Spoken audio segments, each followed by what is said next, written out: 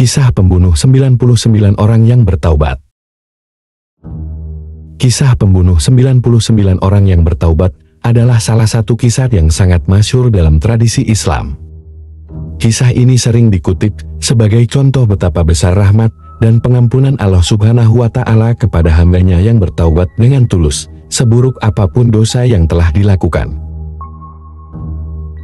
Meskipun tidak disebutkan secara jelas dalam Al-Quran, kisah ini terdapat dalam beberapa hadis dan riwayat yang diriwayatkan oleh para ulama.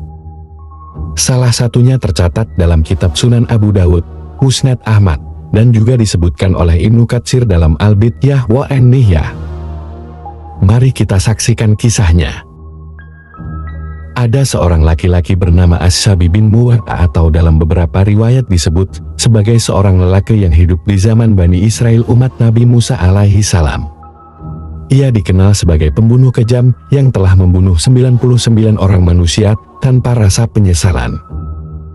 Dalam beberapa versi, ia adalah seorang prajurit bayaran atau algojo yang bertugas membunuh atas perintah penguasa zalim. Suatu hari, hatinya tersentuh oleh keinginan untuk bertaubat dan membersihkan diri dari dosa-dosa masa lalunya.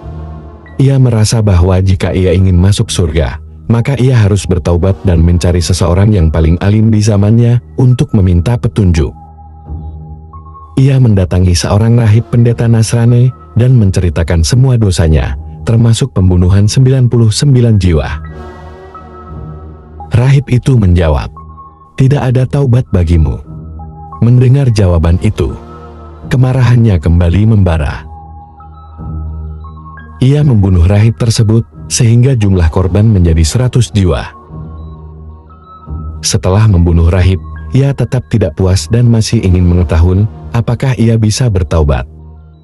Ia kemudian mencari seorang ulama saleh yang dikenal alim di suatu desa.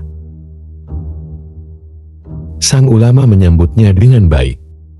Lelaki itu berkata, "Aku telah membunuh 99 orang. Apakah aku masih bisa bertaubat?"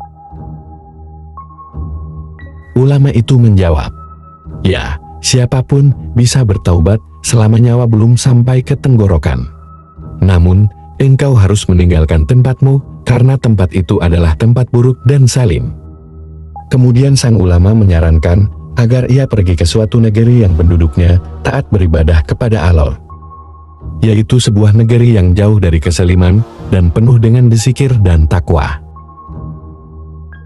Namun, saat lelaki itu mulai berjalan menuju negeri yang dimaksud, malaikat maut datang dan mengambil nyawanya sebelum sampai tujuan. Setelah ia wafat, terjadi perselisihan antara malaikat rahmat dan malaikat azab tentang nasib jiwanya. Malaikat rahmat ingin membawanya ke surga karena ia sedang dalam proses taubat. Sementara malaikat azab ingin membawanya ke neraka karena banyaknya dosa yang telah dilakukan. Allah Subhanahu wa Ta'ala memberi perintah.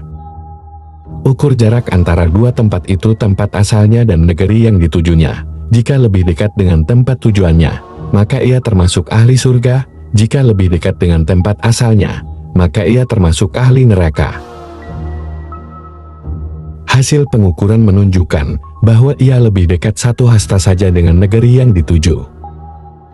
Maka, ia dimasukkan ke dalam surga. Kisah ini mengingatkan kita bahwa taubat adalah pintu harapan terakhir bagi setiap manusia yang ingin kembali kepada Allah. Jangan pernah merasa bahwa dosa kita terlalu besar untuk diampuni. Allah Maha Mengetahui, Maha Pengampun, dan Maha Penyayang.